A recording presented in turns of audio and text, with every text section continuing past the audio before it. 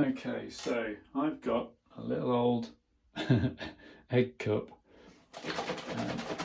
and to give the sealant a shake, I used to have a 20 milliliter version of this syringe that used to fit exactly into that bottle, quite tight, and you used to be able to invert it and then pull the syringe out and it would take the sealant into the syringe. However, they've changed the bloody bottle slightly, going from fluid ounces to milliliters, and they've changed the neck. So the first time I discovered that was I put the syringe in, and it was slightly slacker than usual, turned it upside down, and you know what happened, all over this room.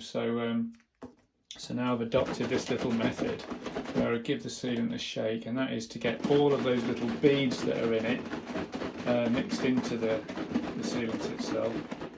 And I would give that a shake, and I'm going to pour that into my little receptacle, which this instance happens to be a sort of childhood egg cup.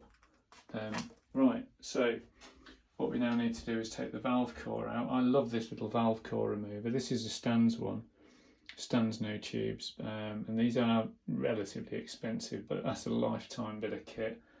You can use other little bits of kit. Sometimes you get these in plastic in kits, and you've got a corresponding sort of rectangular sided section there that you put over the valve core, and that works just as well.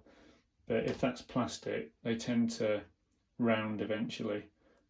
So you can get these in metal, and this is an example, and these are brilliant for leaving in your saddlebag because there's no weight to them at all. But just for ease, so that you can see what I'm doing, I'm just going to take that valve core out of there, being careful not to undo the actual valve itself, give that a nip up, and then we're going to leave that at about 3 o'clock, 9 o'clock, whichever handed you are.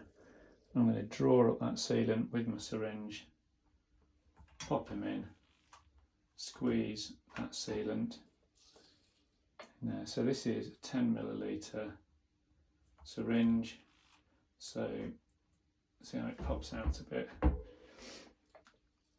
So I know I've got 30 milliliters in there. I'm going to just drop it a tiny bit more. These are actually 32 millimeter tyres, but I know for a fact from I've got 28s on my winter bike, that they do come up narrow.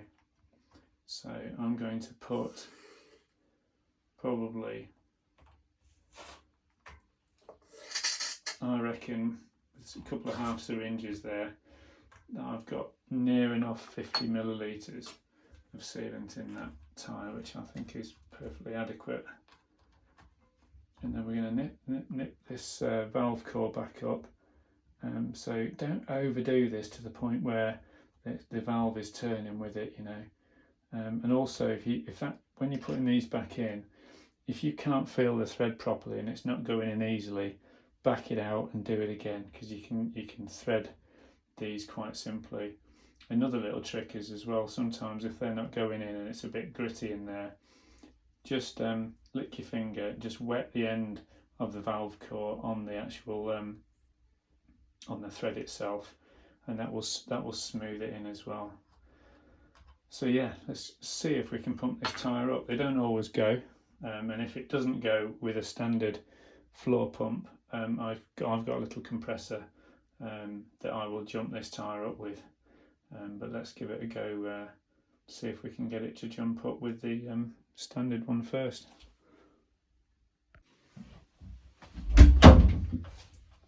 Okay, I've got my favourite pumpable time. This is the Joe Blow Sport, this yellow one. There are other variants, but I do really like this one for ease of use.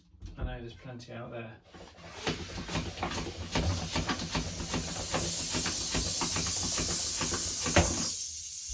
some welly, and that has gone.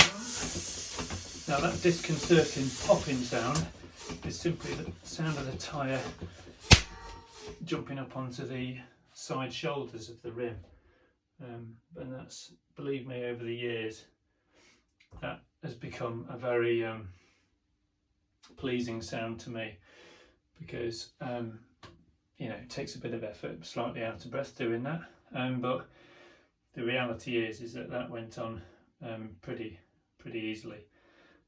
Like I say, if I was having trouble with this, there are all sorts of methods to jumping tubeless tyres up, right through to putting an inner tube in, getting them on. Oh, it's an absolute nightmare. But I find a couple of things worth sharing. A lot of people and companies advocate not putting sealant in first, to get the thing jumped up and then put your sealant in. Now, it can create a little bit of a mess if you put the sealant in first, but what I really like about that is that the sealant acts as a seal instantly. It kind of flies around and allows better seal with the tyre on the rim as it's jumping up, so it, you know, it prevents air escape. It also creates that kind of oh, it's just jumped up onto the rim again, and it'll keep doing that. This thing's expanding and finding its way. I've got that up to just under 40 psi. I'll probably put that up to 50 in a moment. But just to finish the point, a lot of people use fairy liquid on a rag and go around the edges. They even do products for the purpose first. Personally, I find you get covered in it, and I just don't find it necessary. Plus the fact I don't really like the idea of having, you know, quite a powerful detergent material mixing in with my sealant. I'm not certain that the combination of those things is necessarily going to be chemically the best idea. So I've always got away without, but just put the sealant in first would be my personal counsel. So let's get this up to 50. There we go. Tighten up the valve core. Pop the cap on. And what I like to do as well is just give that a little bounce. Oh, and drop it because of the slippy surface. Just give that a little bounce around just to get that sealant in anywhere that's slightly leaky. But yeah, not the easiest job in the world, but you know, if I now go out and ride on that and I get any punctures, you know, I'll be using my dyno plug and my little pumpy uppy tool, and yeah, that will work well with that because it's a nice decent thick casing for all year round. And yeah, I think my wife's going to be a lot more reassured riding that than these vulnerable race tyres with their vulnerable cotton sidewalls, etc. They're just too light really for British roads for everyday use. Anyway, there we go. Hope you found that useful.